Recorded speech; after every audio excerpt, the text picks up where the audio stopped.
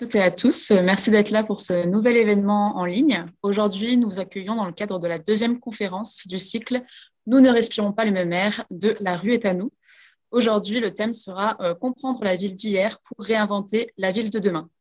Et dans ce cadre-là, nous accueillons Armelle Gauthier, qui est psychologue et activiste alternative à Paris, Frédéric Errand, qui est économiste des transports et urbaniste à l'Université de Lille, et Victoria Chabran, présidente de l'Union des associations des riverains du Stade de France. Mais avant ça, je tiens à vous présenter la base. La base, c'est un bar associatif qui se trouve à Paris, dans le 10e. C'est un espace normalement convivial et public et qui sera dans très peu de temps ouvert de nouveau 7 jours sur 7. Et c'est un espace où on pourra revenir boire un verre, écouter un concert, assister à une conférence comme ce soir, mais en vrai. Et ça sera de nouveau un lieu d'échange, de synergie et une porte d'entrée vers l'engagement citoyen. Donc pour la petite histoire, la base, ça a été créé en mars 2019 en partant d'un constat assez simple, c'est que de plus en plus de personnes voulaient s'engager mais ne savaient pas comment. Donc on a créé la base pour accélérer la mobilisation citoyenne pour le climat et la justice sociale. Et pour ça, donc la base s'est fixé plusieurs objectifs qui sont aujourd'hui remplis par différents espaces. Donc, au rez-de-chaussée, on va avoir le bar qui va servir donc, aux conférences, mais aussi à tout type d'événements gratuits qui ont lieu toutes les semaines, même tous les soirs, pour sensibiliser, informer et former les futurs acteurs de la mobilisation. Et aux étages, on a un espace de coworking avec des bureaux, des salles de réunion, des espaces de stockage qui sont dédiés aux différents acteurs du mouvement pour le climat et la justice sociale. Ces acteurs, c'est notamment Alternativa, ANV comme 21, Faire un monde équitable, le consulat, le mouvement, Utopia, Notre affaire à tous, Nature Rights, Partager c'est sympa et 350.org. Mais aujourd'hui, la base, c'est plus que ces organisations, c'est une véritable communauté qui regroupe ces organisations, mais aussi c'est des centaines de bénévoles et des milliers d'adhérents. Et tout ce petit monde a participé à de nombreux projets comme Super Local. Ils ont participé aussi à épauler des actions de désobéissance civile, comme Bloquons la République des pollueurs, qui a permis de bloquer 4 tours de la Défense, mais aussi des dizaines de mobilisations comme la Marche du siècle, qui a réuni des centaines de milliers de personnes.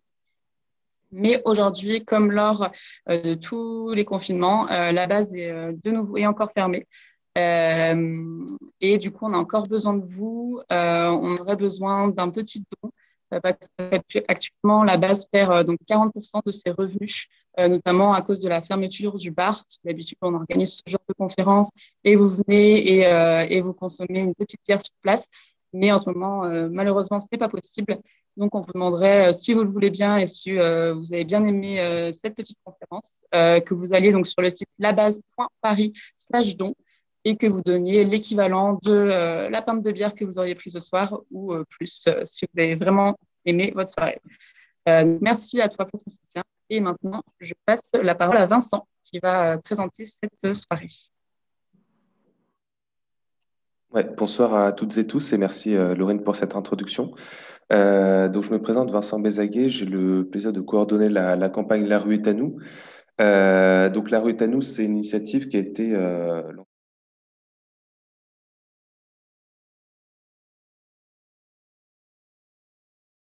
pour la justice sociale et écologique. Donc on mène des actions partout en France et notamment ici à Paris. Donc on travaille justement à la base sur plein de choses très différentes, notamment les dernières marches pour le climat.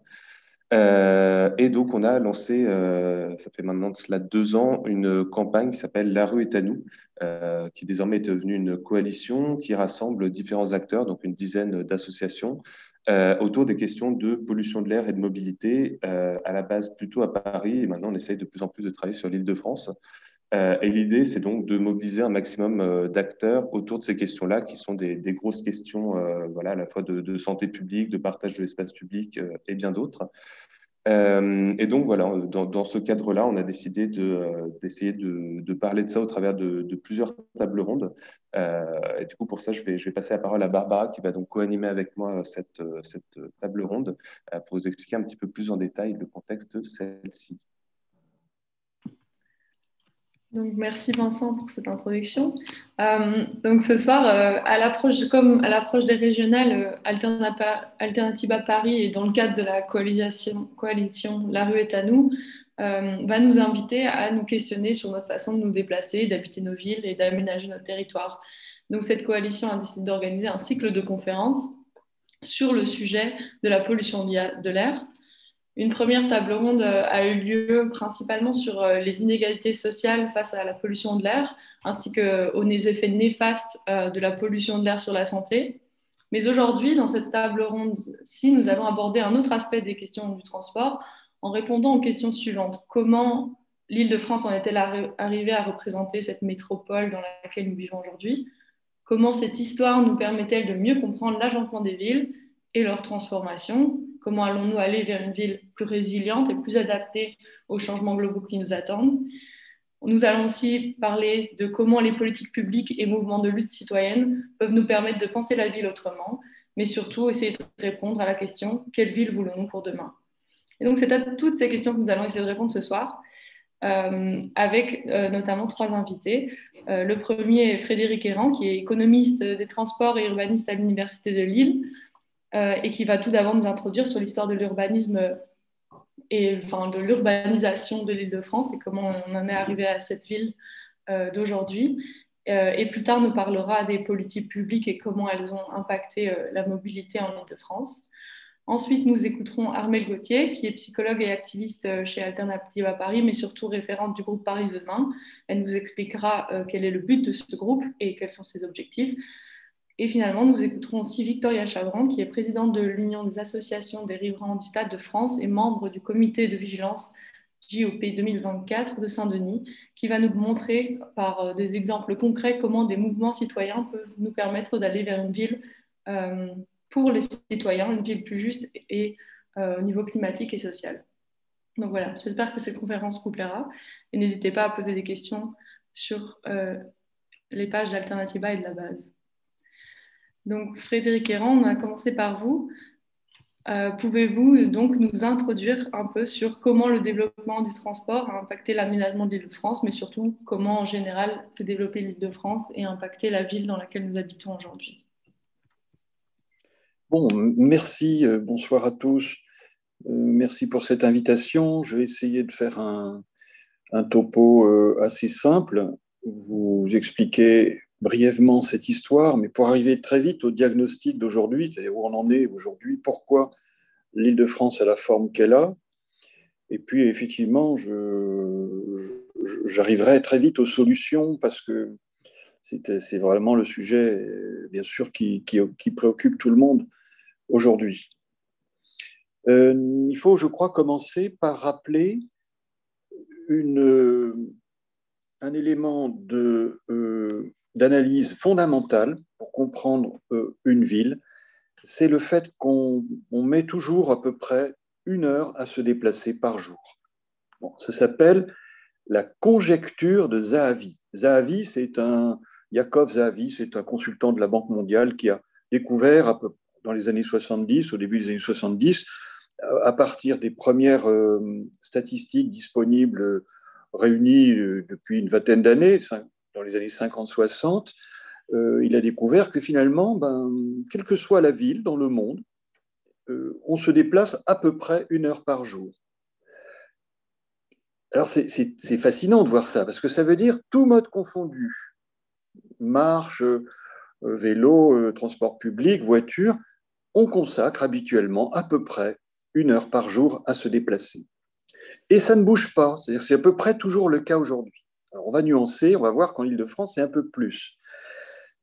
Pourquoi? Parce que, alors je vais préciser pour la France, et puis on verra l'Île-de-France. Alors en France, on en est à 55 minutes à peu près dans les villes moyennes, 65 minutes, donc 10 minutes de plus quand même déjà dans les grandes villes de province, et on est à 1h30, donc c'est quand même nettement plus en Île-de-France depuis, et ça n'a cessé de dériver ces derniers temps, c'est-à-dire qu'en 1976, première enquête détaillée qui a permis de connaître ce chiffre en Île-de-France, on était à 75 minutes, 1h15, et ça a dérivé. En 2010, on a atteint 1h30, et depuis, c'est à peu près stable. Bon. Alors, de ce constat va découler énormément de choses, parce que ça veut dire que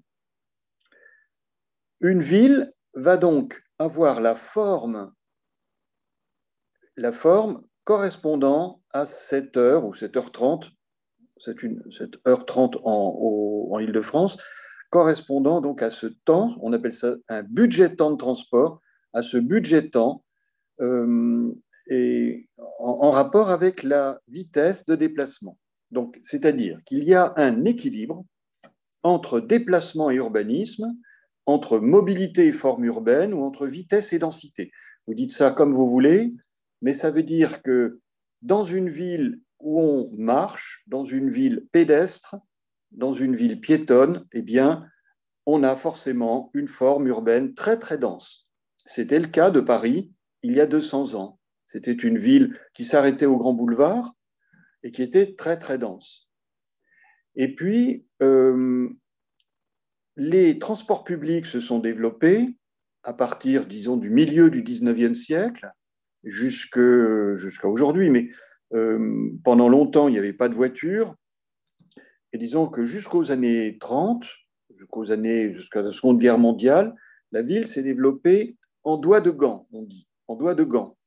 C'est-à-dire le long des lignes de transport public, le long des grandes radiales, pas radiales, mais des grandes voies ferrées partant du centre jusqu'à la périphérie, avec le développement de villes secondaires autour des gares. Et puis ce n'est qu'avec le développement de la voiture, donc avec la ville automobile, on dit, à partir des années 50-60, que l'Île-de-France s'est étalée énormément grâce en particulier aux infrastructures de transport, autoroutes, voies rapides, qui ont été construites à cette époque.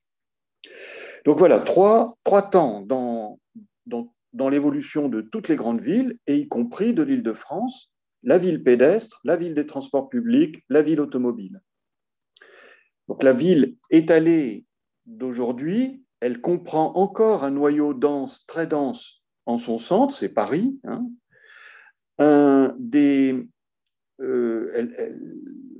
Les développements successifs, si vous voulez, se sont superposés, donc un noyau dense, des villes qui se sont développées autour de quelques nœuds ferroviaires, et puis un étalement urbain lié, pavillonnaire, lié à la ville automobile. Donc tout ça se superpose et on obtient la forme actuelle de l'Île-de-France, et qui n'a rien de spécifique, réellement spécifique à l'Île-de-France.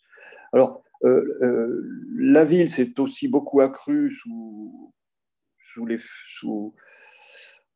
en conséquence de deux phénomènes bien connus. C'était la centralisation en France, qui est Paris et le désert français, on a pu dire ça dans les années 50-60, et puis ensuite l'exode rural qui a vidé les campagnes et qui a peuplé les villes. Voilà, alors une fois qu'on a compris cela, il y a plein de conséquences énormes. D'abord, une conséquence incroyable, c'est que finalement, malgré tous les investissements dans les transports réalisés, on ne gagne jamais de temps. Je répète, parce que c'est dingue comme résultat, malgré tous les investissements dans les transports que l'on réalise, on ne gagne jamais de temps. On nous présente toujours tous les investissements dans les transports, pas seulement les autoroutes, mais aussi le transport public. On nous présente toujours ces investissements comme permettant de gagner du temps. Vous allez pouvoir gagner du temps grâce au Grand Paris Express, par exemple, ou grâce à tel barreau autoroutier supplémentaire. Et c'est d'ailleurs comme ça qu'on justifie l'investissement, grâce au gain de temps. Mais en pratique, il n'y a jamais de gain de temps. J'ai bien dit jamais, mais c'est vrai en moyenne. Alors, en moyenne, ça veut dire que certains vont gagner du temps, mais d'autres vont en perdre. Et puis, en fait, le temps gagné, entre guillemets, est en fait toujours utilisé pour aller plus loin, pour vivre plus loin ou pour travailler plus loin.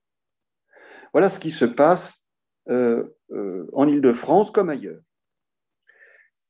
Sauf qu'en Île-de-France, donc vous l'avez remarqué, il y a un peu plus, on prend un peu plus de temps pour se déplacer chaque jour, et il y a une dérive, mais qui s'est arrêtée. À 75 minutes, on est passé d'1h15 à 1h30. Voilà. Alors, il va falloir expliquer cela aussi. Quelques précisions. En Île-de-France, on a construit depuis 60 ans, tenez-vous bien, on a construit 1200 km d'autoroute, 5 lignes de RER, une ligne de métro, la 14, une dizaine de lignes de tramway, tout ça pour arriver à aucun gain de temps, et même à en perdre en fait, puisqu'il y a une dérive, on a constaté une dérive. Et en plus, on a des transports absolument saturés. Alors pas tous, mais la moitié des lignes de métro dans Paris, la ligne A, B et D du RER sont saturées, bon, et puis pas mal de lignes de tramway. Bref, donc on a une situation quand même qui n'est absolument pas reluisante. Pourquoi à Paris, on a assisté à une dérive du budget temps de transport, donc de 1h15 vers 1h30? C'est difficile à expliquer, mais il y a plusieurs explications possibles qui se complètent en fait. D'abord, on a en Île-de-France une ségrégation socio-spatiale très importante. Qu'est-ce que ça veut dire, ségrégation socio-spatiale? Ça veut dire que les riches vivent entre eux, on parle d'entre-soi, et puis les pauvres, ouais, on va pas tourner autour du pot, disons les bas revenus, si vous préférez, sont relégués dans certains quartiers, les fameuses zones urbaines sensibles. Bon. Et puis, on a quand même pas mal de classes moyennes qui naviguent entre tout ça. Bon, ça, c'est une première raison. Ça veut dire que quand on cherche un logement, concrètement, eh ben, on a du mal à en trouver si on n'a pas les moyens d'habiter, par exemple, près de son emploi. Si on travaille comme secrétaire à la Défense, bah, trouver à se loger pas trop cher dans les Hauts-de-Seine, c'est pas facile. Donc, on préfère habiter à l'est de Paris et prendre le RER A. Voilà. Autre raison, c'est des déplacements de loisirs qui sont plus nombreux en Île-de-France qu'en province, parce qu'on a besoin de se détendre. La ville n'est pas toujours agréable, donc on bouge pour essayer de trouver des soupapes à la vie trépignante de l'Île-de-France. Troisième raison, des déplacements en boucle qui sont plus nombreux. On a des programmes d'activité assez complexes en Île-de-France. Ça veut dire quoi? Ça veut dire qu'au lieu de faire un aller-retour, on va profiter du fait d'aller au travail pour rentrer par un supermarché et puis chercher le gamin à l'école, etc. Et puis, peut-être et surtout, quatrième raison, un fort déséquilibre habitat-emploi, pour faire très simple, entre l'Est et l'Ouest. En gros, faire très très simple, parce que c'est évidemment un peu plus compliqué, en gros, on a des emplois à l'Ouest et puis des logements à l'Est. Et plein de gens passent de l'un à l'autre. En fait, bon, c'est plus compliqué parce qu'on a aussi, bien sûr, des emplois, par exemple, à Roissy, des emplois à Massy, etc. Et puis des logements un peu partout. Mais globalement, on a un déséquilibre habitat-emploi. Dans ce diagnostic, je ne peux pas m'empêcher de parler du Grand Paris Express, qui est vraiment tout ce qu'il ne fallait pas faire. Bon, et ça y est, c'est en train d'être fait, mais c'est une catastrophe selon moi, et je ne suis pas tout seul à dire ça. On est plusieurs économistes des transports, et pas des moindres, enfin des gens plus réputés que moi, et pas forcément de gauche ou que sais-je, mais c'est de tous bords politiques. Marc Vielle, regretté Marc Vielle, Jean-Pierre Orfeuille, ou bien Jacqueline Lortiwa, qui a fait le même diagnostic. Enfin, on est comme ça, un paquet à avoir fait. Qu'est-ce qu'on dit à propos du Grand Paris Express? D'abord que ça coûte un bras, mais vous ne pouvez pas imaginer. Donc, pour vous, 1 milliard, vous ne savez pas trop ce que c'est 1 milliard. C'est comme des années-lumière. On ne sait pas ce que c'est une année-lumière. Bon. Mais pour le dire simplement, on est en train de construire 3 tunnels sous la Manche d'un coup. C'est de cet ordre, puisque un tunnel sous la Manche, en fait, c'est 3 tunnels. Un tunnel sous la... Enfin bref, il a coûté 15 milliards d'euros. Et le Grand Paris Express, on nous dit qu'il va coûter 35 milliards. On en est à 35 milliards. La facture va sûrement dériver encore. Donc, c'est l'équivalent de à peu près 3 tunnels sous la Manche qu'on construit d'un coup. 200 km, 68 gares, 300 ouvrages d'art, etc. Et tout ça pour relier les pôles d'excellence. Il y a tout un discours très, très, très ronflant autour de ça. Va-t-on gagner du temps ? Absolument pas, comme je vous l'ai expliqué déjà. On ne va gagner aucun temps. On gagnera du temps à court terme, bien entendu, mais à long terme, tout le monde en profitera pour habiter plus loin, pour travailler plus loin. Il y a évidemment des tas de dégâts au passage, donc par exemple à Aubervilliers, comme vous savez. Et puis, l'hypothèse qu'il y a derrière, et qui est complètement fausse, c'est que nous aurions besoin d'avoir un bassin d'emploi unifié sur toute l'Île-de-France. De faire quand même 12 millions d'habitants, c'est quand même énorme. Les 12 millions d'habitants devraient pouvoir sillonner toute l'Île-de-France en tous sens pour trouver un emploi, un logement. Ça veut dire que si vous habitez à Cergy-Pontoise, eh bien, vous devez, selon cette théorie, vous devriez pouvoir travailler à Melun-Sénart sans difficulté, quoi. Mais c'est dingue. Ça veut dire qu'il faut ça veut dire qu'on suppose qu'il est normal pour les franciliens de traverser l'Île-de-France de part en part tous les jours. Ça n'a pas de sens. C'est beaucoup trop exigé des gens. C'est pour ça qu'on a des transports publics complètement saturés et qu'on fait vivre une galère pas possible à des centaines de milliers de gens. Voilà. Alors, pour ne pas dire des millions, oui. Cette idée, elle est terrible parce que, d'abord, elle existe depuis très longtemps. Elle existe, on la voit dans les documents d'urbanisme dès les années 50, 60, et elle est encore renouvelée aujourd'hui, elle est encore dite, comme si ça allait de soi. Donc, vous avez compris, ce qu'il faudrait, c'est en fait une métropole multipolaire et non pas unifiée comme ça. Bon, mais avant d'arriver aux solutions, encore quelques éléments de diagnostic. Quand vous facilitez les déplacements avec d'énormes infrastructures, comme qu'elles soient autoroutières ou transport public, ça donne la même chose. Quand vous facilitez la mobilité, eh bien, vous augmentez ce qu'on appelle la fonctionnalisation de l'espace. C'est un gros mot qui veut dire simplement que on crée des espaces spécialisés, c'est-à-dire les emplois d'un côté, les habitations de l'autre, les loisirs encore ailleurs. Tout est séparé, fonction par fonction. Ça favorise le découpage en fonction du territoire. Et donc, la gentrification des lieux bien desservis. Paris, c'est le lieu le mieux desservi d'Île-de-France. Eh bien, c'est là que c'est le lieu le plus gentrifié. Eh bien, alors, on est en train, avec le Grand Paris Express, de créer des pôles secondaires très, très bien reliés qui, eux, sont en train de se gentrifier à toute vitesse. C'est-à-dire, vous avez une spéculation immobilière d'enfer avec déjà des prix qui s'envolent. Bon. Donc, évidemment, le pendant de cela, c'est qu'il y a des quartiers qui seront moins bien desservis ou pas du tout desservis, qui, eux, vont décliner. Donc, on va renforcer en réalité la relégation de certaines populations. On va diminuer la mixité sociale, qui est pourtant quand même relativement bonne. Alors, il y a aussi des études qui ont montré que ce n'est pas l'agglomération la plus terrible sur ce plan. On a effectivement des lieux ségrégés, des lieux d'habitation ségrégés, séparés si vous préférez, mais il y a pire ailleurs. Il y a pire. Bon. Mais ce qu'on fait malheureusement, c'est qu'on est en train d'aggraver quelque chose qui était encore à peu près supportable. Alors, qu'est-ce qu'on peut encore dire sur le diagnostic ?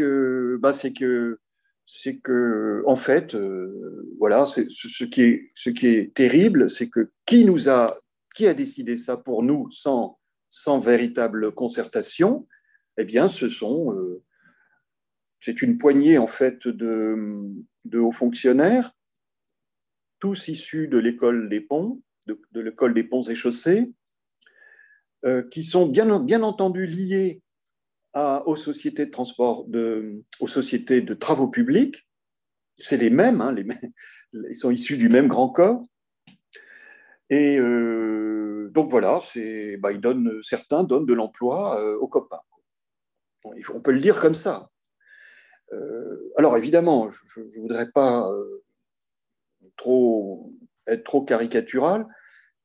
Dans le corps des ponts et chaussées, il y a des gens très bien. Hein, il y a des gens qui réfléchissent, qui ont compris les impasses dans lesquelles nous sommes, qui ont compris tout ça. Mais enfin voilà, il se trouve qu'ils ne sont pas aux commandes et que ceux qui ont décidé ce projet ont gagné, quoi. Voilà. Donc, en fait, voilà, je résume, tout est fait pour que la mobilité soit la solution à tous nos problèmes. Ben non, c'est pas possible. On ne peut pas résoudre les problèmes d'urbanisme avec uniquement la mobilité. La mobilité, elle peut avoir des atouts, peut avoir un intérêt, mais on ne peut pas tout résoudre avec la mobilité. Les problèmes d'emploi, les problèmes de logement, les problèmes d'urbanisme, non. Il faut trouver des solutions un peu plus subtiles, surtout meilleures pour les franciliens. Je ne sais pas ce qu'il me reste du temps, je ne sais pas. Non, bah, très bien, merci beaucoup pour cette introduction. On va passer la parole aussi aux autres intervenantes. Mais je pense qu'on aura l'occasion aussi de revenir sur ces questions un petit peu plus tard dans le live. Alors, bah, du coup, Armelle, donc toi, tu es référente du groupe Paris Demain chez Alternativa Paris. Tu as eu l'occasion donc de travailler pas mal sur beaucoup de questions autour de l'Île-de-France de demain. Est-ce que déjà tu peux un petit peu nous expliquer pourquoi le groupe il s'est lancé à la base, peut-être quel est son objectif, et puis surtout si vous avez fait des découvertes, si vous avez pris conscience de certaines problématiques particulières autour de ces enjeux? Merci beaucoup Vincent. Oui, donc je vais vous présenter ce qu'on a fait dans le groupe Paris Demain. Alors déjà pour vous expliquer un peu pourquoi ce groupe, l'idée c'est que on a voulu se doter d'une vision de ce que pourrait être l'Île-de-France demain, et donc un territoire qui répondrait aux enjeux écologiques et sociaux, hein, c'est-à-dire à la fois un territoire résilient, hein, avec une activité soutenable. Donc pour ça passe par évidemment la réduction de l'empreinte carbone, hein, du territoire. Donc on a fait pas mal de recherches pour voir où en était l'empreinte carbone en Île-de-France des Franciliens, réduire évidemment les atteintes environnementales et les inégalités sociales. Et puis surtout, ce qui nous importe beaucoup, hein, ça va être d'avoir une vision d'un territoire joyeux, où il va faire bon vivre. Hein. C'est pas le tout de parler avec des chiffres et des quantifications, mais nous, on a envie d'avoir une approche aussi sensible et poétique. Donc, on a travaillé là-dessus. Donc, un premier temps, on a fait tout un état des lieux sur différentes thématiques, l'énergie, les transports, l'agriculture, etc. Et dans un deuxième temps, on en est là à l'heure actuelle, ça va être vraiment de penser cette vision donc systémique que je vais vous présenter brièvement tout à l'heure. Et donc l'idée, c'est qu'on puisse, sur la base de cette vision, construire de nouveaux récits, puisque c'est ce dont on manque. Hein. On est à l'heure actuelle baigné dans le récit néolibéral, capitaliste, et on a du mal à sortir de cet imaginaire de la croissance, de s'émanciper à travers la croissance. Et nous, on voudrait vraiment proposer autre chose, comment on peut être heureux, satisfaire nos besoins fondamentaux, mais à partir d'une autre idée, hein, d'autres paradigmes. Alors, l'idée aussi, hein, derrière ça, c'est vraiment de resituer notre action sur notre territoire, l'Île-de-France. Pourquoi ? Parce que partout, hein, les territoires qui arrivent à se transformer, ça part d'un ancrage local. Donc voilà, c'est pour ça qu'on est parti de ça. Et puis aussi, chez Alternativa, de nous inclure dans cette perspective d'alternative territoriale. et sortir peut-être parfois, on dit que les écologistes sont plus dans la lutte, hein, sur la défensive, etc. Et nous, on a envie de donner envie à tout le monde. Et j'espère que je vais y arriver un petit peu ce soir. En tout cas, c'est l'ambition. Alors, donc quand même un rappel, hein, sur l'empreinte carbone, puisqu'il faut quand même avoir quelques idées des chiffres. En France, l'empreinte carbone de chaque Français en moyenne, c'est à peu près 10 tonnes d'émissions de gaz à effet de serre par an. Et pour respecter les accords de Paris, il faut que l'on passe à 2 tonnes. Donc, autant dire qu'on doit modifier fondamentalement nos modes de vie pour y arriver. Donc là, c'est un schéma qui est fait par un site qui est très bon, que je vous conseille, qui s'appelle Bon Pote, et qui donc permet de voir que donc là, c'est en France, hein, l'empreinte carbone, c'est d'abord les transports, puis les logements, l'alimentation, et enfin tout ce qui va être consommation, production. Je ne peux pas m'empêcher de préciser quand même ici que notre empreinte carbone, elle vient essentiellement de ce qui est produit à l'extérieur, hein. Ce n'est pas des émissions qui sont faites sur le territoire national, mais ce sont des émissions importées. Ça veut dire quoi? Ça veut dire qu'il y a de l'extraction de ressources à l'extérieur de la France et qu'il y a de la production à l'extérieur. En gros, on pollue à l'extérieur de notre pays, et bien entendu, hein, ça rentre dans le calcul de notre empreinte carbone globale. Bon, ensuite, quelques ressources qu'on a utilisées, donc on trouve énormément de choses, hein, évidemment, que ce soit donc des organismes qui travaillent sur l'Île-de-France, mais aussi le Shift Project qui voilà, a des de prospective, etc., l'Institut Momentum, Carbone 4, enfin, il y a beaucoup de choses. Alors, donc pour commencer, je voulais quand même vous montrer une carte de l'Île-de-France. Alors, cette carte, pour dire quoi? Pour dire que l'Île-de-France, on a parfois tendance enfin, à identifier, enfin, la France à l'Île-de-France, ou plutôt à dire l'Île-de-France, c'est pas vraiment une région, hein. L'Île-de-France, enfin, c'est la région capitale, mais est-ce que ce territoire existe? Est-ce qu'il a un sens historique? Eh bien oui, cette Île-de-France a un sens historique. Donc là, c'est une carte, genre, je ne peux pas vous dire exactement de quand elle date. En tout cas, ce que l'on voit sur cette carte, c'est que y a différents territoires qui sont géographiquement, qui ont des frontières, si vous voulez, et qui existent, hein, qui ont une identité. Donc là, on voit le Hurepoix, le Gâtinais, la Brie française, le Vexin français, le Mantois. Et puis, là, sur la carte, vous voyez ce qui est écrit Île-de-France. On appelle ça aujourd'hui le Pays de France. Ça va, c'est là où on va trouver les terres de Gonesse, je vais revenir là-dessus, et qui va jusqu'à Roissy, grosso modo, hein. Ensuite, les autres régions ici qu'on voit, Beauvaisis et Valois, c'est plus tout à fait en Île-de-France. Alors, c'est important de parler de l'Île-de-France et pas de parler que de Paris, hein, quand on parle des enjeux de la ville de demain, parce qu'il faut bien voir que Paris, intramuros, tout seul, bon, on ne peut rien faire, quoi, hein, très concrètement. Déjà qu'en Île-de-France, ça va être compliqué parce qu'il faut savoir qu'aujourd'hui, en Île-de-France, on produit moins de 7% de l'énergie qu'on y consomme, hein. Donc, on a un sacré travail à faire. Donc, imaginez le taux de production d'énergie dans Paris intramuros, bon, ça va devenir totalement ridicule. Et depuis toujours, hein, l'Île-de-France, enfin Paris, je veux dire, dépend de l'approvisionnement d'Île-de-France, ne serait-ce que pour se nourrir, hein, et donc, c'est vrai que nous, quand on a travaillé sur Paris Demain, on a continué à appeler ça Paris Demain, mais en réalité, c'est vraiment le territoire francilien dans son ensemble. Et peut-être pour finir sur cette première carte, c'est de dire qu'on parle d'Île-de-France parce que c'est un territoire qui est encerclé par des fleuves. Et donc, c'est en ça que c'est une île, hein. Il y a donc la Seine, l'Yonne, l'Oise, et puis j'oublie le dernier, la Marne. Et j'en profite aussi pour dire qu'il y a plein de rivières aussi en Île-de-France, hein, et que c'est un territoire qui est formidable du point de vue des ressources en eau, pour commencer, des ressources en terre. Il y a aussi des matériaux de construction, hein, qui existent. On a aussi une faune et une flore absolument remarquables.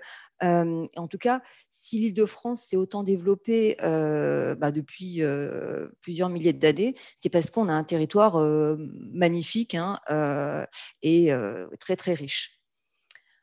Alors, d'autres cartes, pour parler peut-être un peu plus de l'Île-de-France aujourd'hui. Donc, sur la carte de gauche, vous voyez, alors c'est à la fois une carte des paysages, hein, mais on voit donc ce qui est en rouge, c'est vraiment la partie qui va être la plus urbanisée de l'Île-de-France. Et puis bon, à l'intérieur, on voit le découpage de la métropole du Grand Paris. Bon, ça, on pourrait y revenir tout à l'heure. Donc là aussi, sur la carte un peu plus de droite qui est verte, donc, on voit, il y a le territoire de l'Île-de-France. Ensuite, il y a les aires urbaines, hein, donc des zones qui sont plus ou moins denses. Et à l'intérieur, vous voyez, c'est la métropole du Grand Paris qui a été redécoupée avec, quand ils ont fait cette carte, ils ont hésité entre plusieurs dessins.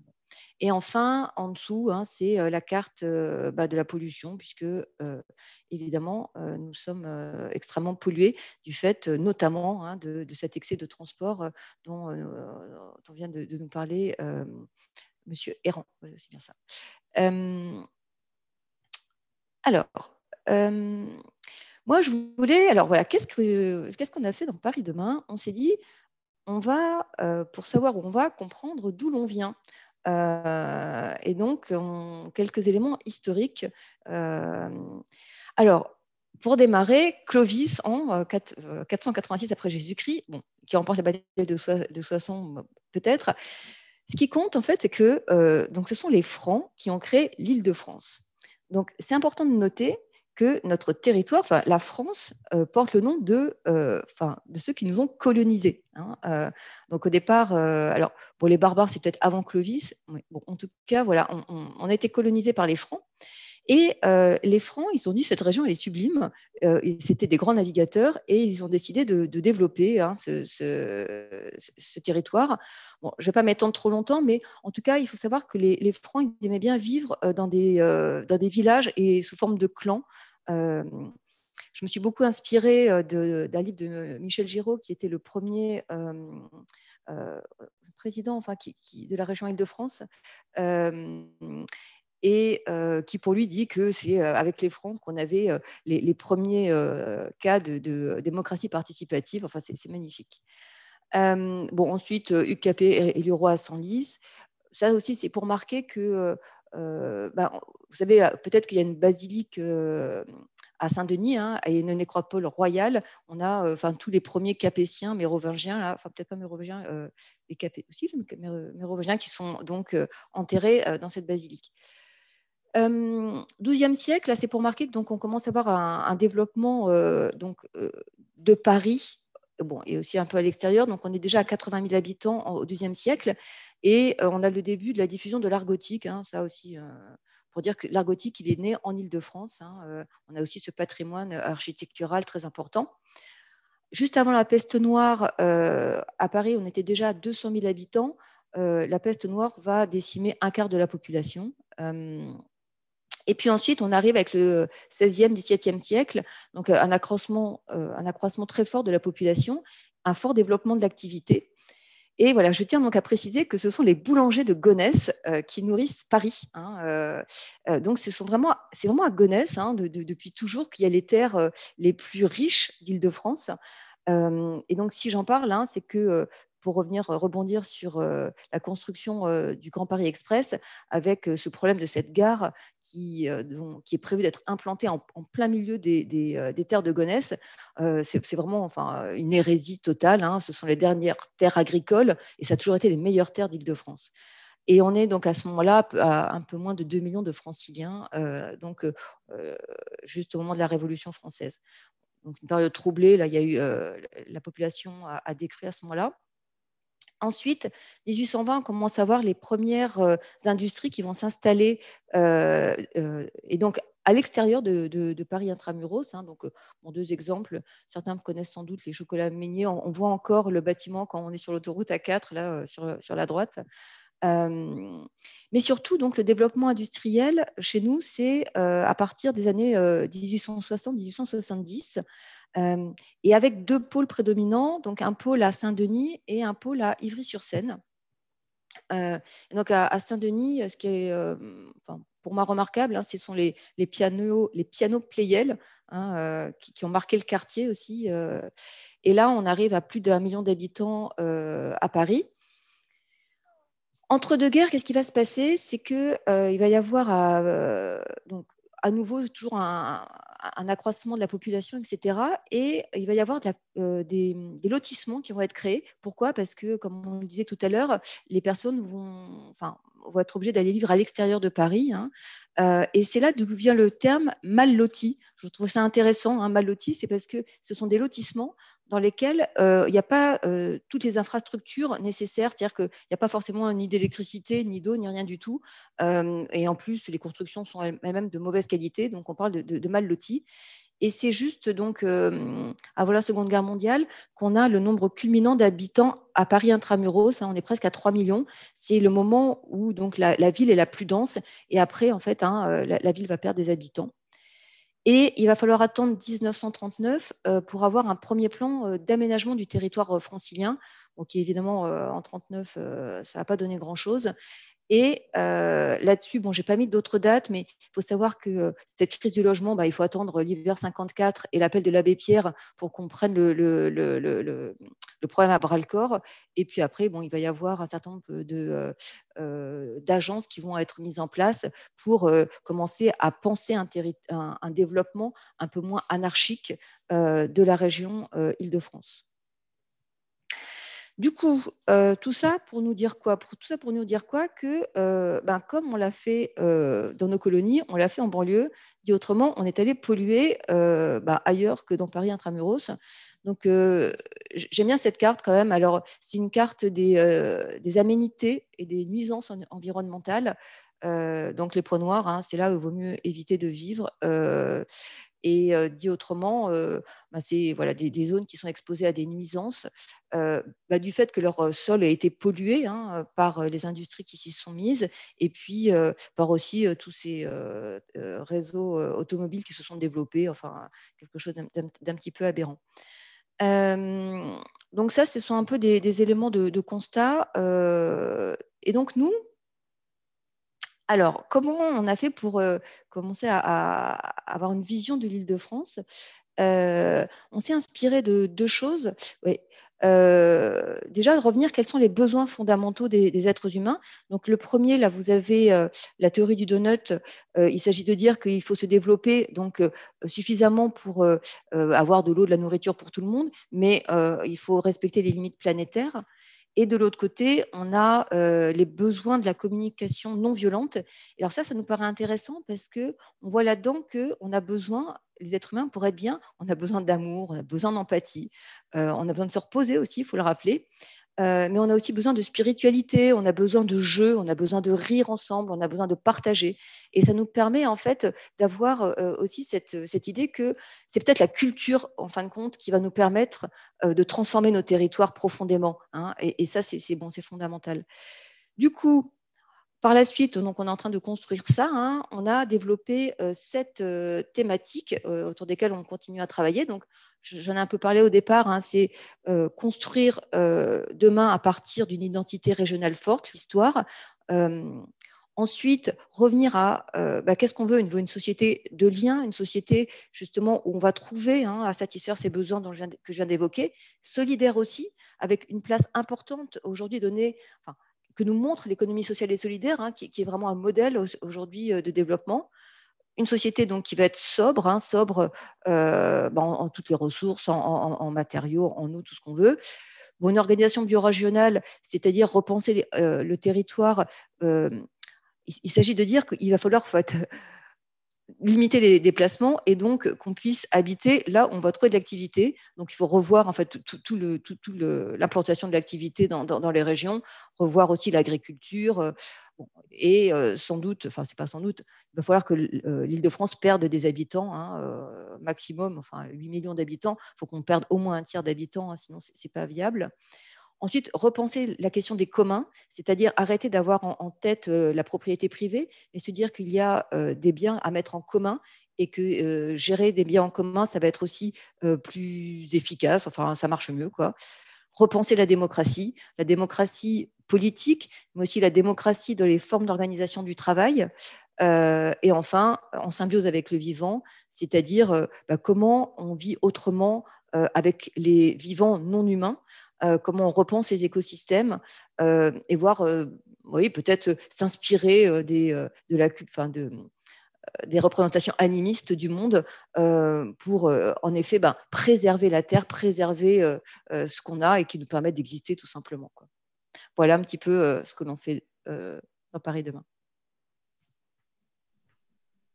Merci beaucoup, Armelle, pour cette présentation.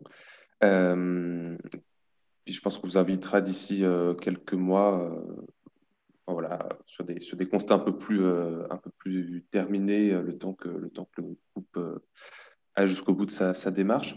Je ne sais pas si Victoria ou Frédéric, vous souhaitez peut-être réagir un petit peu à ce qui s'est dit jusqu'à maintenant. Bien, je suis parfaitement contente d'avoir entendu et Frédéric et Armelle, car l'un et l'autre ont fait allusion à Saint-Denis, et donc moi je mettrai la focale un peu plus sur Saint-Denis. Et j'avoue qu'ils m'ont donné des éléments même de réflexion dès maintenant. Par exemple, les transports ne font pas gagner du temps, je m'expliquerai là-dessus. Et autre chose, Saint-Denis a un passé industriel que Armelle nous a rappelé, et nous avons effectivement, de même que nous avons un patrimoine royal avec la nécropole dans la basilique de Saint-Denis, nous avons aussi un véritable patrimoine industriel dans la plaine Saint-Denis et qui a encore des conséquences aujourd'hui. Donc, il y a une bonne introduction, disons, à cette focale que je compte développer sur Saint-Denis maintenant. Et Frédéric aussi, vous souhaitiez réagir? Je pense qu'il faut avancer dans les présentations et donner rapidement la parole au public. D'accord, du coup, je redonne tout de suite la parole à Victoria. Donc, Victoria, vous êtes donc présidente de l'Union des associations des riverains du Stade de France et également du comité JOP 2024. Et du coup, je vous donne la parole pour présenter un petit peu voilà, les luttes sur lesquelles vous êtes et peut-être un petit peu développer votre place en tant que citoyenne et la parole que vous pouvez porter dans ce cadre-là.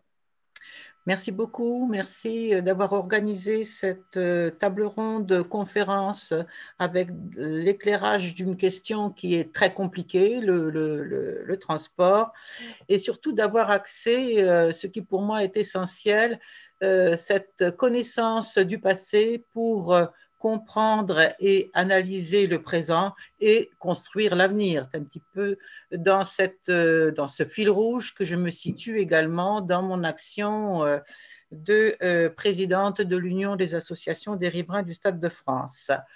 Alors, si je peux rappeler rapidement l'origine de cette autoroute A1 que vous voyez là sur notre première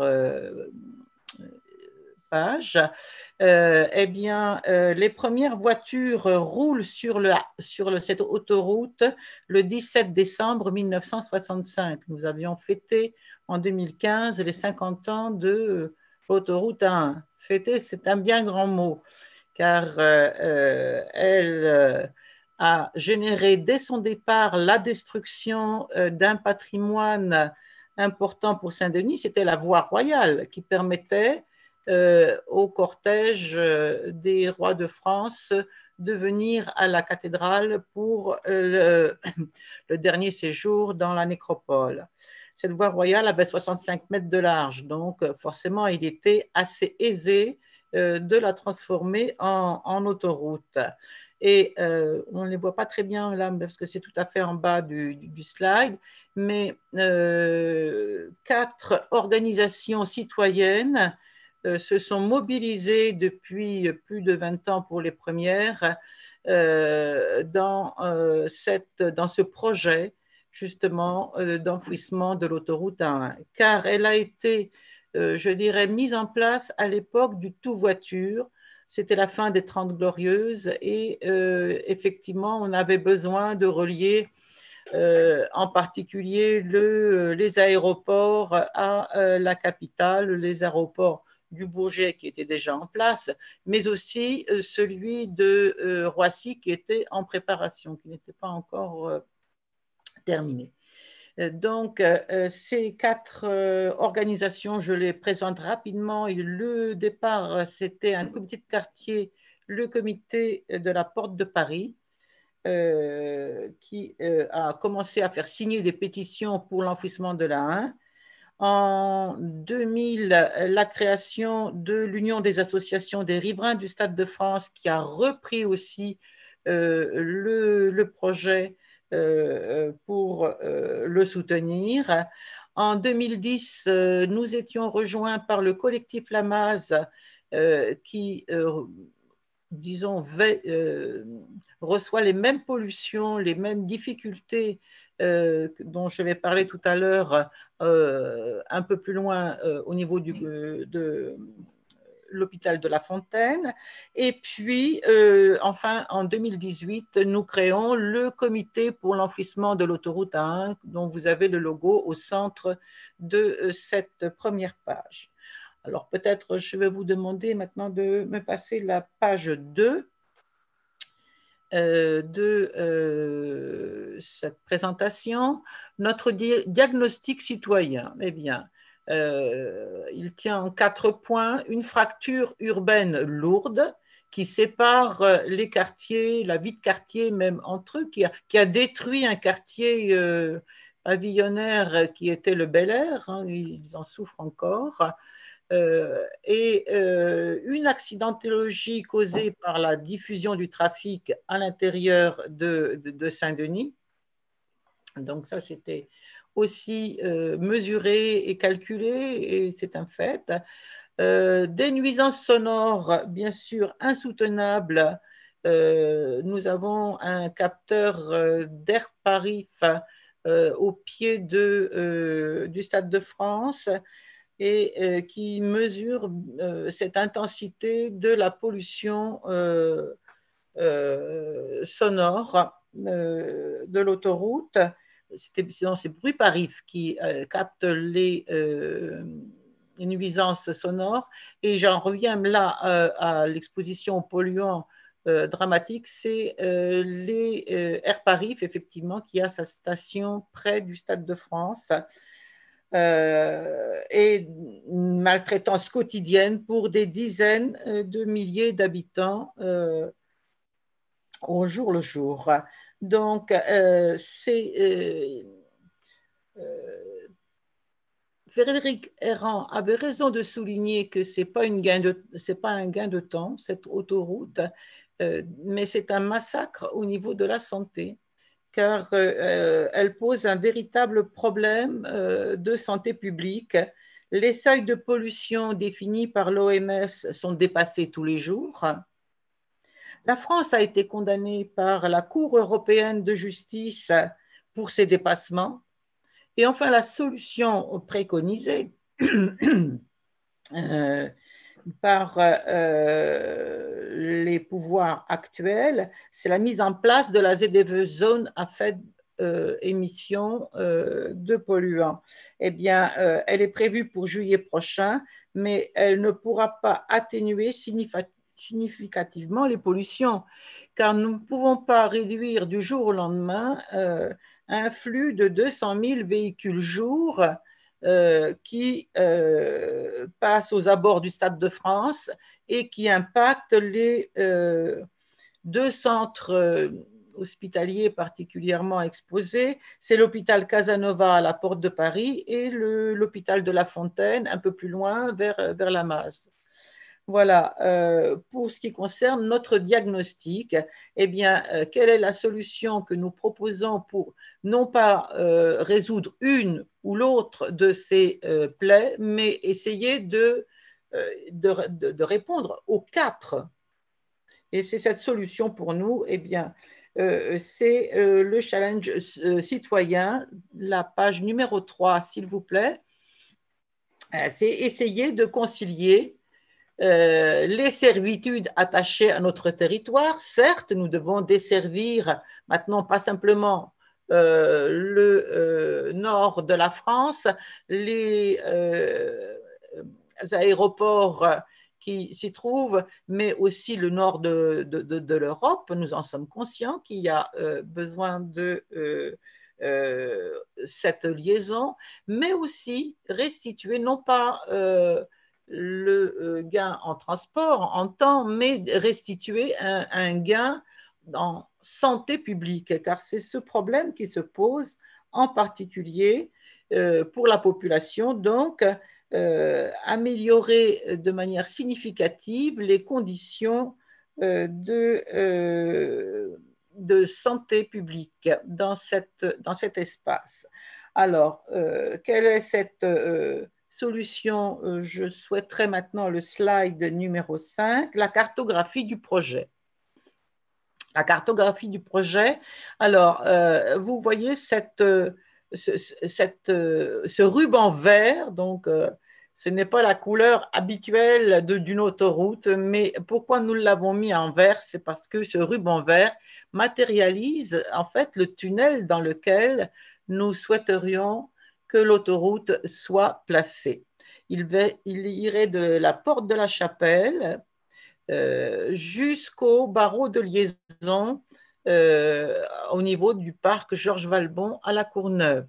Donc, ça fait 4,5 km, si vous voulez, entre le tunnel du Landy et le barreau de liaison, entre le numéro 1 et le numéro 6 sur la carte, et auquel il faudrait rajouter donc les 2 km qui sont déjà couverts, à savoir le tunnel du Landy, puisqu'on a couvert l'autoroute à partir de la porte de Paris jusqu'au Stade de France au moment de la construction du Stade de France en 1998. Donc, vous voyez, en fait, c'est 6,5 km de tunnel.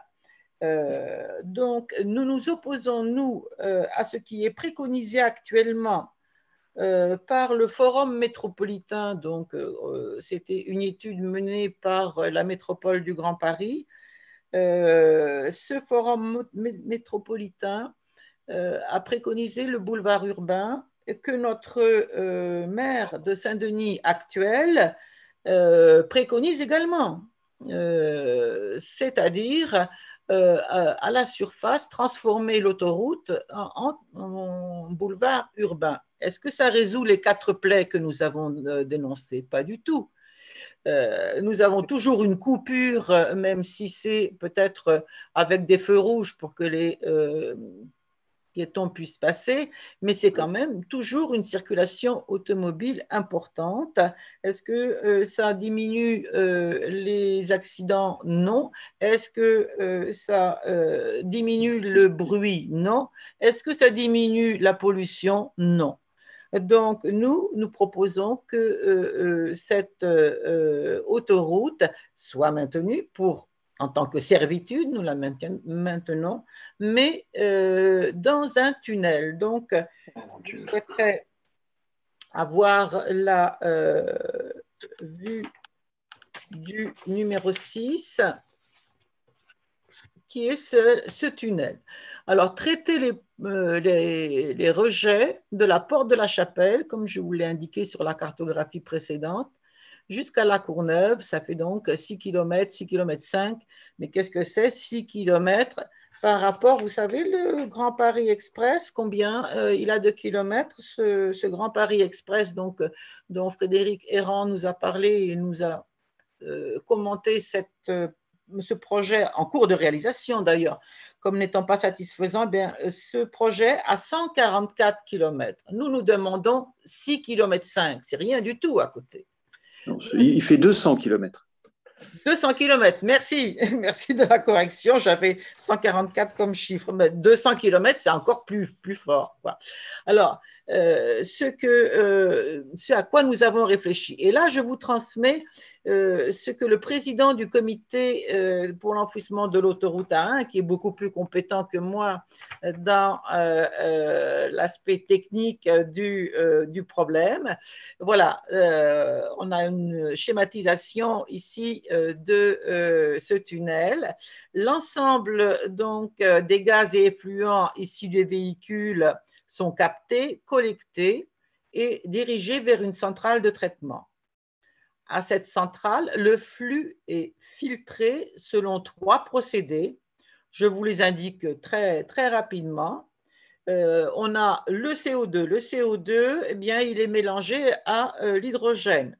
CO2 plus H2 donne du CH4, qui est un méthane, qui est utilisable comme carburant et qui libère de l'oxygène.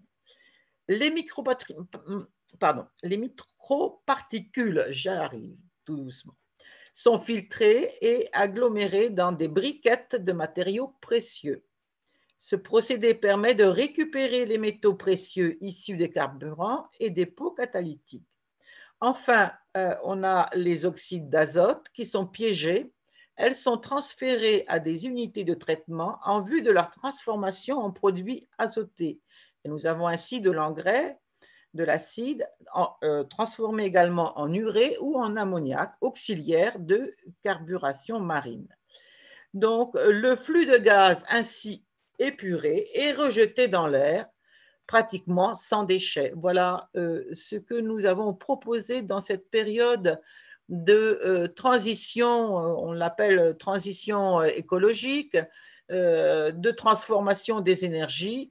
Et notre but était en fait de transformer toutes ces nuisances en sources d'énergie. Et cela est possible. Nous avons quand même fait des études précises et pris des sources précises pour faire ce projet.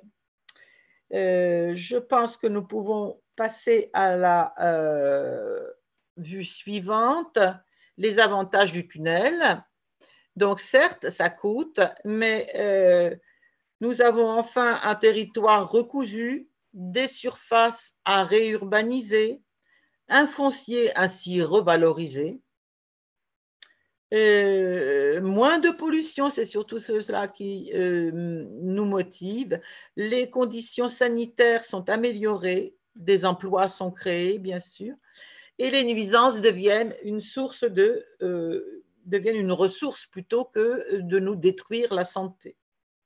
Des études montraient d'ailleurs que le niveau de pollution avait réduit l'espérance de vie humaine entre le nord et, par exemple, les Hauts-de-Seine d'un an, voire de 2 ans. Donc, c'est quand même important. Voilà,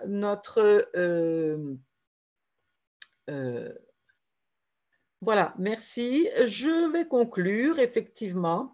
Nous passons à la dernière vue, une vue sans autoroute, comme vous pouvez le voir, avec les coordonnées qui sont précisées. C'était un concept par le premier président du Comité de Paris et de l'Union des associations des riverains du Stade de France, qui avait imaginé, donc on a gommé ici le viaduc de la Porte de Paris et mis un grand espace vert à la place. Voilà, ça c'est le projet. Je préfère terminer sur cette note d'espoir et nous sortir enfin des cartes rouges où nous avons disons, sur ce tracé de l'autoroute, des pollutions qui sont signalées comme des alertes à notre santé. Merci beaucoup. Un tout grand merci à Victoria Chavron pour votre intervention. Vous nous parlez beaucoup dans cette présentation d'une autoroute et donc bien sûr de l'usage de la voiture qui est central dans nos villes actuelles. Comment pourrions-nous faire pour imaginer une ville où justement la voiture n'est pas centrale? Et je passe donc cette question à Frédéric Errand parce que vous avez pas mal travaillé notamment sur comment penser une ville où la voiture n'est pas au centre de nos préoccupations. Oui, merci. Je vais essayer de tracer à grands traits les solutions. Ça va être sportif parce qu'en un quart d'heure, c'est très compliqué. Il faut que je vous explique comment raisonne un économiste. C'est quelqu'un d'horrible qui... Je me suis fait traiter récemment de comptable. Alors, qu'est-ce que ça veut dire? Ça veut dire que on tient compte du fait que les ressources financières, enfin, les budgets ne sont pas illimités. Et ça, c'est dur à entendre pour beaucoup de gens. Pour le dire autrement, il y a des solutions qui sont très coûteuses, qui sont idéales, c'est vrai, mais très coûteuses.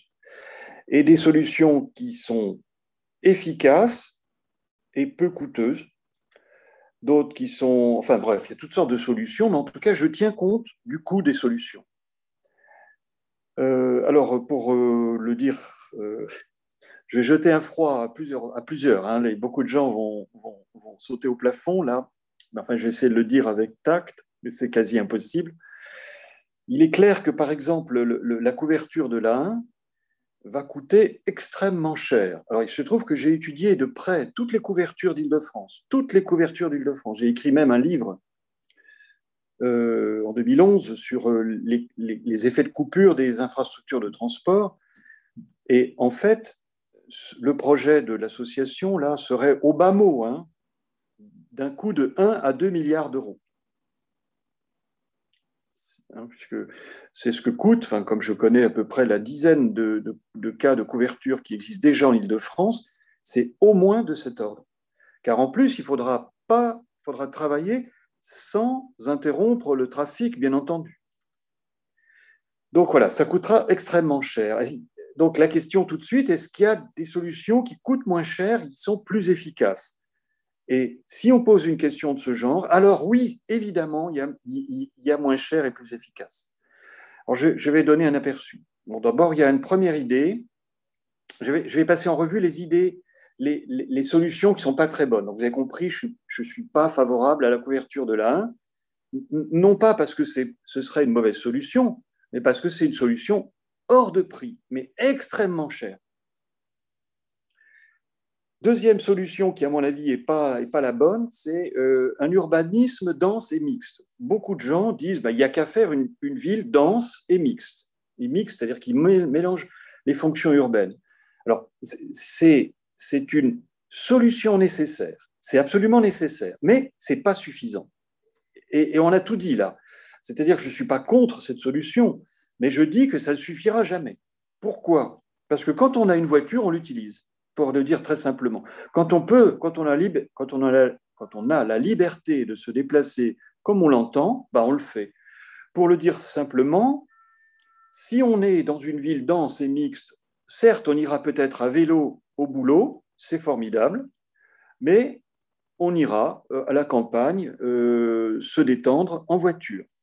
Ou bien on fera beaucoup plus de loisirs. Donc, par exemple, plutôt que d'aller à vélo en Seine-et-Marne, on ira en avion à Barcelone. Ok. Ou bien faire un petit tour à vélo en randonnée jusque dans le Massif central, on ira au Costa Rica. Très à la mode, hein, le Costa Rica. Okay. Donc voilà, ça veut dire que l'urbanisme dense et mixte, je suis d'accord, mais ça ne suffit pas. On est d'accord. Hein, voilà. Le télétravail, tout le monde dit voilà la solution. On a fait plein d'études sur le sujet qui pour la plupart, la grande majorité, disent ces études que quand on télétravaille, on en profite pour vivre plus loin ou travailler plus loin. Et le bilan carbone du télétravail, il est neutre. C'est-à-dire que on fera certes moins de déplacements pour aller au travail, mais on habitera plus loin. Regardez, en ce moment, il y a plein de gens qui cherchent à partir de l'Île-de-France qui se disent le télétravail, ça va s'imposer. J'en profite pour vivre à Orléans, je sais pas, ou à la campagne. Bon. Le transport public gratuit. Waouh, attention. Chaud, le débat, très chaud. Bon, alors je ne suis pas favorable. Pourquoi? Pour la même raison que la couverture, parce que c'est très, très cher. C'est très, très cher et c'est peu efficace. Si on est d'accord ce soir, tous ici, pense qu'on est d'accord pour dire qu'il faut réduire en priorité la pollution et les émissions de gaz à effet de serre. OK, on est d'accord là-dessus. Bon, eh ben, c'est peu efficace pour ces deux objectifs. Voilà, c'est peu efficace. J'ai fait les calculs à Dunkerque. À Dunkerque, il n'y a aucun, j'ai bien dit aucun effet positif sur l'environnement. Moi, je n'ai pas le temps ce soir de faire tous les calculs. S'il y a une question, je répondrai. Mais ça n'a aucun effet, aucun impact. Pourquoi? Parce qu'on met des cyclistes et des piétons dans les bus, et puis les bus, ça pollue plus que vous croyez. C'est seulement un bus diesel par personne transportée, ça pollue seulement un tiers de moins qu'une voiture. C'est pas brillant comme bilan. Et si on les utilise plus, les bus, alors ça pollue seulement 2 fois moins qu'une voiture. Seulement 2 fois moins, quoi. Ben, vous me direz, c'est déjà ça, mais ça ne va pas suffire pour ce qu'il faut réaliser, quoi. Donc, il y a mieux à faire. Avec l'argent, le peu d'argent qu'on a, il y a mieux à faire. Encore, alors, les zones à faible émission, comme l'a dit la précédente intervenante, effectivement, ça a peu d'effets, et puis ça peut avoir des effets négatifs sur par exemple, les artisans qui ont une vieille camionnette qu'ils n'utilisent pas souvent n'auront pas les moyens de la remplacer. Alors peut-être qu'il y aura des aides pour eux, on verra. Alors, qu'est-ce qui est efficace? Je vais vous le dire. C'est de rendre l'utilisation de la voiture plus chère. Alors, c'est pas vendeur, hein. C'est pas un élu qui dira ça. Mais alors, nous, on nous dit dans un jargon un peu compliqué, on dit, nous, économistes des transports, on nous dit qu'il faut augmenter le coût généralisé des transports. Le coût généralisé, ça comprend le coût du transport, mais aussi la valeur du temps, c'est-à-dire le temps qu'on met à se déplacer. Comme vous savez, gagner du temps, c'est gagner de l'argent. Bon, voilà, donc on tient compte de cela. Comment donc augmenter le coût des déplacements? Première façon de faire, c'est de réduire la vitesse. Sur l'A1, première chose à faire, c'est de passer aux 50 à l'heure. Et sur toutes les autoroutes d'Île-de-France, peu à peu, progressivement. C'est ça qui est la première mesure qu'on peut prendre très vite, très facilement. 50 à l'heure d'abord sur le périphérique. La mairie de Paris l'envisage très sérieusement. On a déjà baissé de 90 à 80 à 70. On peut passer à 50, bien sûr. Et le jour où on passera à 50, ça va rendre la voiture moins efficace. Et on se mettra peut-être à essayer d'autres solutions. Donc, réduire la vitesse, mais pas seulement sur les autoroutes et voies rapides, mais aussi dans les quartiers, partout. Faire de Paris une ville 30, mais aussi Rueil-Malmaison, il y est presque déjà. Enfin, à Montreuil, il y a déjà maintenant, enfin, ça se répand de plus en plus en banlieue. C'est une première solution. Deuxième solution, c'est réduire le volume du trafic. Donc, par exemple, dans une ville comme Nantes, dès les années 90, a supprimé toutes ses 4 voies. Il n'y a plus de 4 voies à Nantes.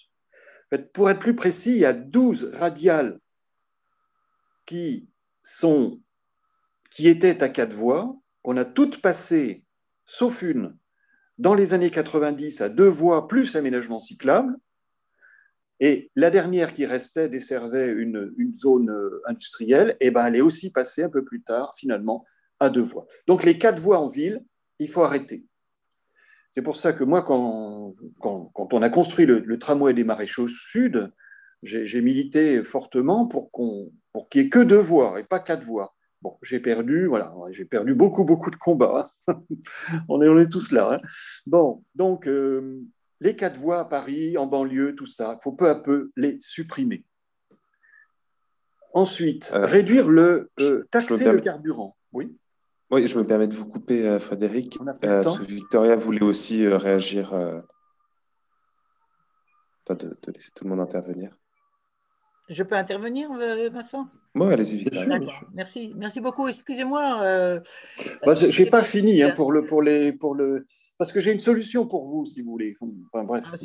Super. Mais je voudrais quand même vous signaler une chose, c'est que vous semblez confondre enfouissement et couverture. Ce n'est pas la même chose. Ce n'est pas la même chose. La couverture a été possible sur la partie, disons, de la porte de la Chapelle jusqu'au Stade de France, parce que l'autoroute était déjà en dessous du niveau oui, je suis bien au courant. Je suis vraiment bien au courant. J'ai même enquêté, figurez-vous. En 1996, j'ai enquêté auprès des habitants pour savoir s'ils y croyaient là, que ça allait être couvert. Personne, tout le monde m'a dit non, tant qu'on ne le verra pas réaliser. Ça fait depuis 1963 qu'on leur promettait ça, quand on a, même avant, pardon, 61, c'est-à-dire quand l'autoroute a commencé à être construite, on a dit aux habitants, ça va être couvert. Bon. Et puis il a fallu attendre le grand stade pour que ce soit, c'est-à-dire 30 ans, plus de 30 ans pour que ce soit couvert. Je suis au courant de tout ça. Donc j'ai bien compris, vous proposez non pas la couverture, mais l'enfouissement. Mais l'enfouissement, à partir de la fin du tunnel du Landy, c'est-à-dire au niveau du Stade de France, jusqu'au parc de la Courneuve. C'est un enfouissement parce que là, on ne peut plus couvrir. Si on couvre, que fait-on? Eh bien, on maintient la coupure, ce que nous voulons supprimer, c'est-à-dire la première plaie identifiée, à savoir couper les quartiers, le territoire en deux. Séparer ainsi, par exemple… Alors, que fait-on là? Est-ce qu'on débat de ça ce soir ou est-ce que je continue mes solutions, quoi? Non, je voulais simplement vous signaler que, voilà, cette précision, que c'était deux choses différentes, hein, et que nous, on est porté sur l'enfouissement parce que c'est celui qui nous pose le plus de problèmes au niveau de la santé aujourd'hui. J'ai bien compris. Alors, donc, j'en étais à réduire le volume du trafic. Il faut savoir quand même que ces deux solutions, réduire la vitesse et le volume du trafic, à Paris, a déjà permis, dans Paris intramuros, de réduire le trafic de moitié. Personne ne sait ça. Mais entre 1992 et aujourd'hui, en fait 2019, dernier chiffre connu, le trafic automobile a baissé de 52% dans Paris intramuros. C'est très lent. Ça a été réalisé en 30 ans. Mais quand même, on a diminué de moitié le trafic. Donc, maintenant, ce qu'il faut, c'est vraiment accélérer.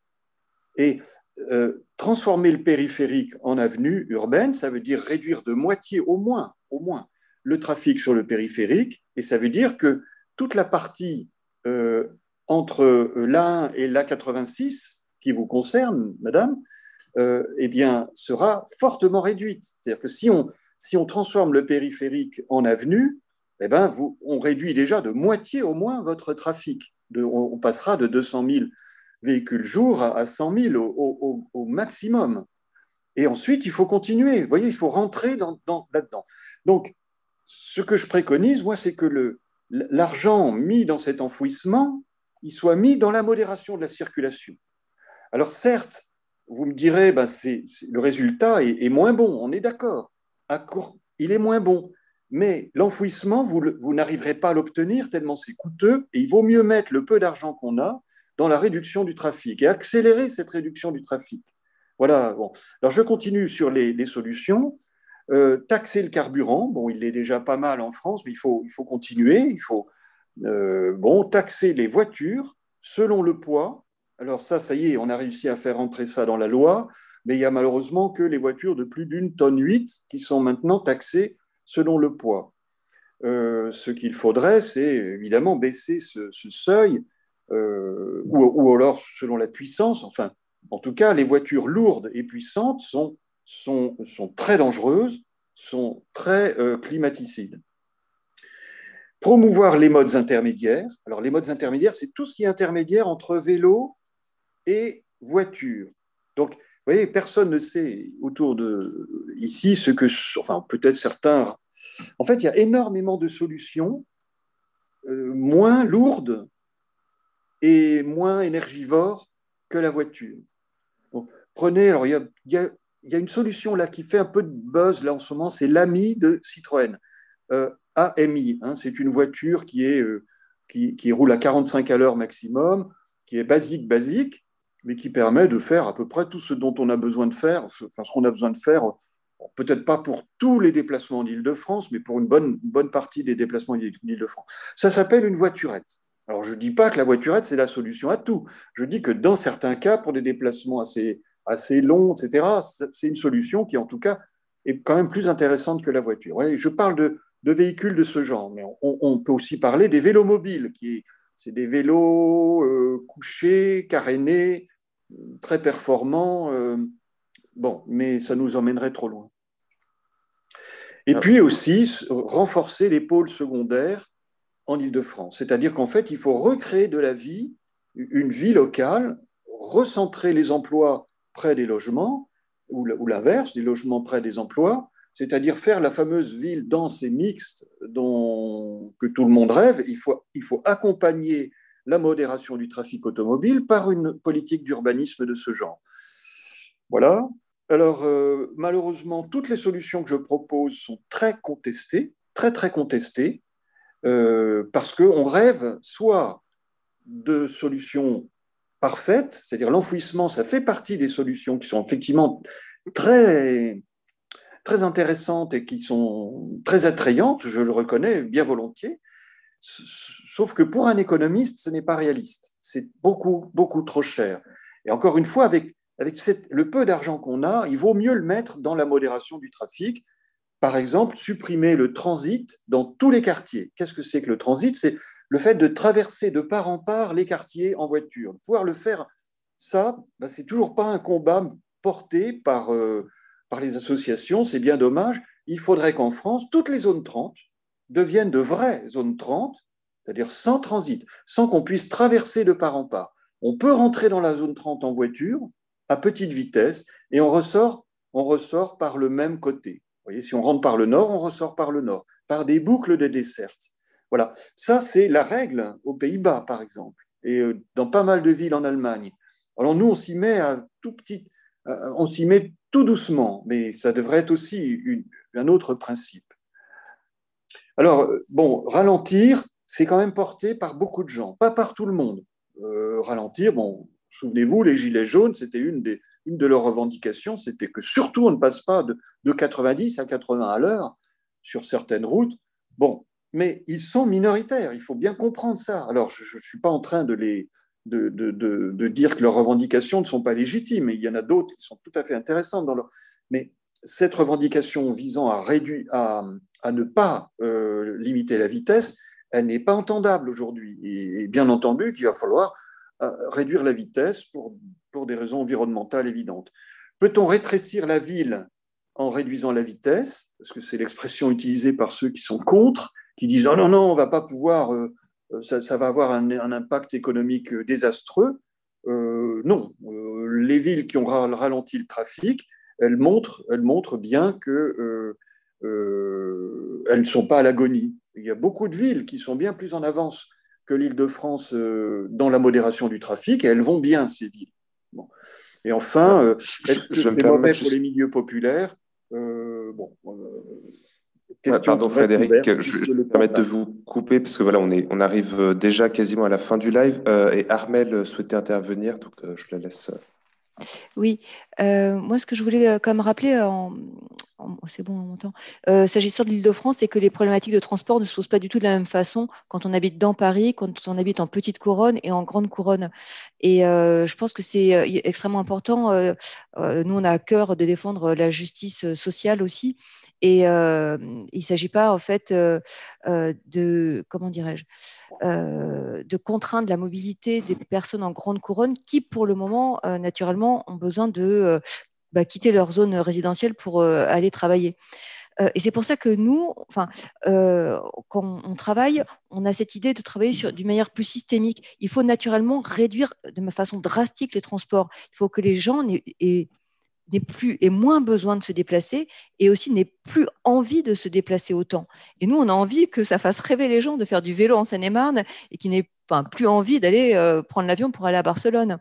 Et donc, dans cette idée, c'est vraiment, il y a tout un changement, donc un changement culturel à mettre en place, de telle sorte à faire que dans chaque territoire, on puisse à la fois trouver la culture à proximité, du sport, qu'on puisse y trouver à la fois de l'activité rémunérée, c'est-à-dire qu'on puisse y travailler pour gagner des revenus, mais aussi des activités communautaires, des activités partagées, s'occuper d'un bout de jardin, etc.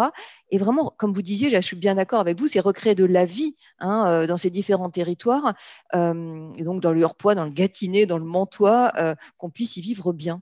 Et donc, c'est pour nous quelque chose de peut-être plus global. En tout cas, on imagine mal pouvoir s'attaquer à la question des transports sans s'attaquer plus globalement au modèle dans lequel on est malheureusement encore aujourd'hui.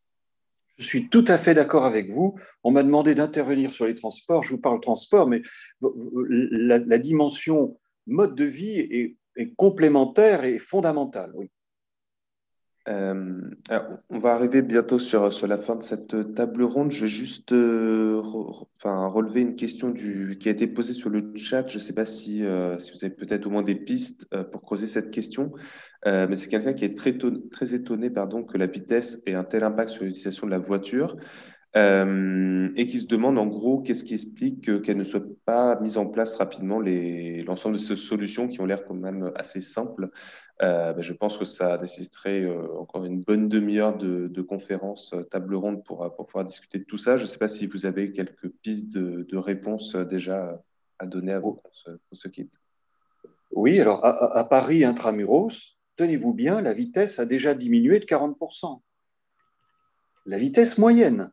Les gens ne s'en rendent pas compte, mais et il y a encore du boulot, on peut encore la réduire, cette vitesse. Mais on voit que si le vélo, par exemple, est en pleine croissance à Paris, c'est parce qu'on a à la fois réduit le trafic et la vitesse des véhicules, qui sont maintenant moins dangereux. On les perçoit de façon moins dangereuse quand on roule à vélo, quoi.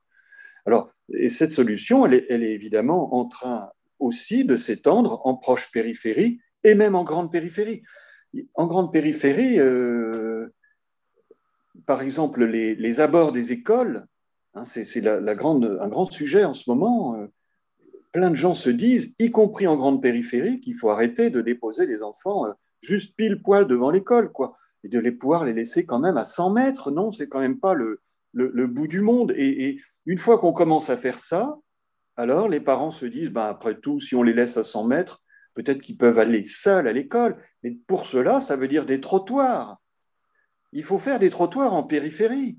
Souvent, ils manquent. Ou quand ils existent, ils sont colonisés par le stationnement illicite.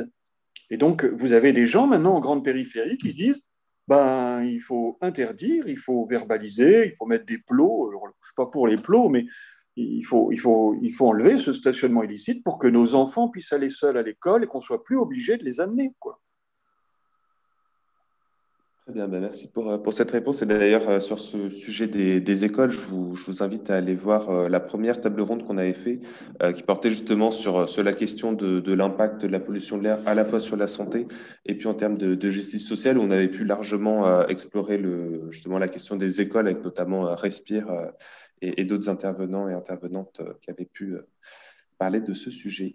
Écoutez, on arrive à la fin de cette table ronde. Je ne sais pas si Victoria, vous souhaitez dire un dernier mot notamment? Oui, merci beaucoup, Vincent. C'est plutôt une question que j'adresse à Frédéric Errand, donc à l'économiste, disons. La question que je pose, c'est l'enfouissement, il écarte le projet parce qu'il est trop coûteux. Et j'aimerais savoir ce qu'il pense du prix des vies humaines qui sont en danger. Voilà. La vie humaine n'a pas de prix. Bon, et donc moi je ne fais pas partie de ces économistes qui pensent qu'il faut pouvoir donner un prix à la vie humaine. Mais bien entendu, vous avez raison. Simplement, la question simple est, mettons que votre projet coûte 1 milliard d'euros. Est-ce que vous avez essayé de le chiffrer? Je n'en sais rien. Mais si, oui, vous avez un prix? Ce que j'ai retenu, c'est qu'on a posé la question, on a réfléchi à combien cela coûte-t-il. Bien, écoutez, si on regarde l'amortissement, par exemple, du métro de Paris, vous savez en combien d'années il a été amorti, le métro de Paris? 70 ans. Bon, là, c'est pareil. L'amortissement reviendrait à 2 centimes d'euros par véhicule sur une certaine durée. Mais j'ai pas. Oui, mais là. bon, malheureusement, bon. C'est faisable. Alors, je suis désolé peux vous parce que répondre. L'argent mis dans de la modération de la circulation automobile, il est infiniment plus rentable. Vous ne pouvez pas imaginer. C'est très, très rentable. C'est une mesure qui ne coûte pas cher, qui est politiquement difficile à vendre, mais on y arrive quand même, puisque la maire de Paris, quand même, et puis elle n'est pas la seule. Dans pas mal d'endroits en Île-de-France, on arrive à réduire la vitesse. Et ça a un impact extrêmement bénéfique sur les déplacements en mode actif. Et c'est hyper rentable. Il n'y a pas plus rentable que ça comme mesure. À condition qu'il n'y ait pas d'embouteillage. Parce que quand les voitures stationnent, elles polluent beaucoup plus. Alors, je m'excuse parce qu'en fait, on va repartir là sur un débat qu'on n'aura pas du tout le temps de faire ici. Il faut qu'on rende l'antenne parce que voilà, il est 21h passé et les gens doivent rentrer. Barbara, est-ce que tu veux conclure Non, mais un tout grand merci à tous d'avoir participé à cette table ronde. Et je pense qu'on a plein d'éléments pour justement engager une conversation suivante dans notre prochaine table ronde et continuer à discuter de qu'est-ce que la ville, comment on veut y vivre et comment on va la changer pour qu'on puisse continuer à y vivre en bonne santé et heureux aussi. Voilà. Merci à tous. Merci beaucoup.